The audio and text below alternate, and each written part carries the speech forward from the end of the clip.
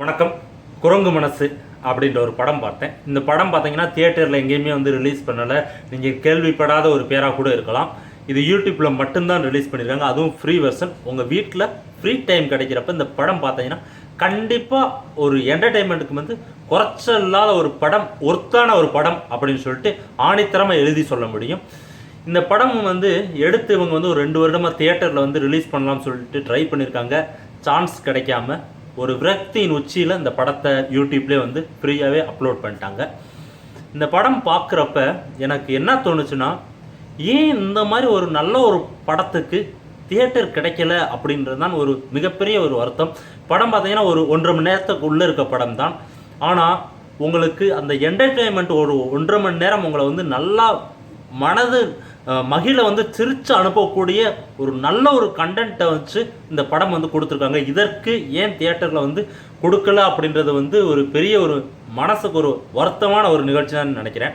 ஏன்னா நிறைய படங்கள் தியேட்டரில் போய் பார்க்க முடியாத நிறையா படங்கள்லாம் போய்கிட்டு இருக்கு.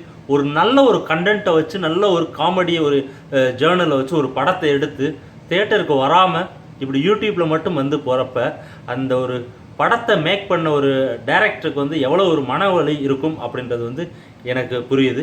இந்த படத்தை இயக்கியிருக்கிறது பார்த்தீங்கன்னா விஜய் சான் அப்படின்னு சொல்லி, சான்றது ஜாக்கி சானோட அவருக்கு விரும்பி இருக்கிறதுனால அந்த பேரை பின் பேரை அவர் இணைச்சிருக்காரு. இந்த படத்தில் என்டர்டெயின்மெண்ட்டில் பார்த்தீங்கன்னு வச்சுங்க, மெயினாக ஹீரோயின் கிடையாது, ஓகேங்களா. மற்ற பெண்களை இந்த படத்தில் எந்த இடத்துலையுமே காமிக்கவும் கிடையாது. படத்தில் மொத்தமாகவே ஒரு 3 ஃப்ரெண்ட்ஸு, அப்புறம் 3 பேர் வில்லன் சைடில் ஒரு 3 பேர், ஒரு 2 பேர் எக்ஸ்ட்ரா, மொத்தமே ஒரு 9 பேர் தான் இந்த படத்தில் இருக்காங்க. 9 பேரை மட்டும் வைத்து உங்களை முழுமதியாக திருப்திப்படுத்தி அனுப்பக்கூடிய ஒரு நல்ல படத்தை கொடுத்துருக்காங்க. இந்த படத்தோட கதை அப்படின்னு பார்த்துக்கிட்டிங்கன்னா, ஒரு 3 நண்பர்களுக்கு ஒரு மொபைல் கிடைக்கிது.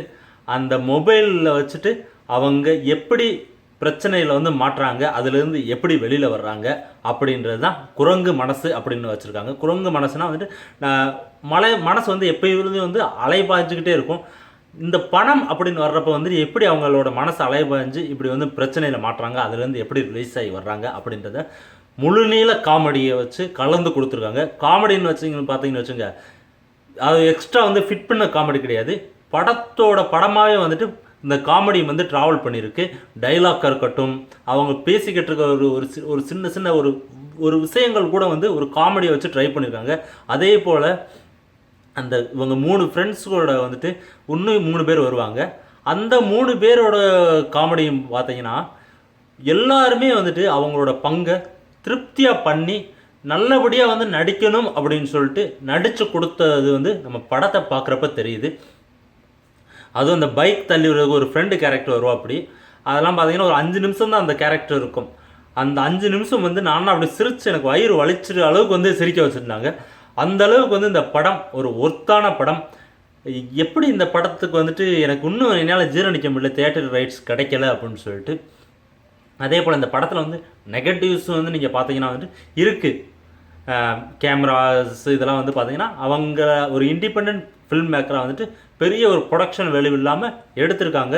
இருந்தாலும் இந்த படத்தை நீங்கள் பார்க்குறப்ப எந்த இடத்துலையுமே ஒரு சின்ன இடத்துல கூட ஒரு குறை சொல்கிற அளவுக்கு இல்லாத அளவுக்கு ஒரு தெளிவான ஒரு படத்தை எடுத்து கொடுத்துருக்காங்க.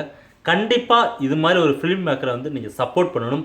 உங்களுக்கு நேரம் கிடைக்கும் பொழுது உங்கள் குடும்பத்தோடு உட்காந்து குரங்கு மனசு அதோட டிஸ்கிரிப்ஷனில் போட்டிருக்கேன், என்னோடய டிஸ்கிரிப்ஷனில் அந்த லிங்க்கு, உட்காந்து பார்த்தீங்கன்னா உங்களை கண்டிப்பாக திருப்திப்படுத்தும் அப்படின்ற 100% நம்பிக்கை எனக்கு இருக்குது. பாருங்கள், பார்த்துட்டு உங்களோட ஃபீட்பேக்கை இந்த கமெண்ட்ஸில் கொடுங்க.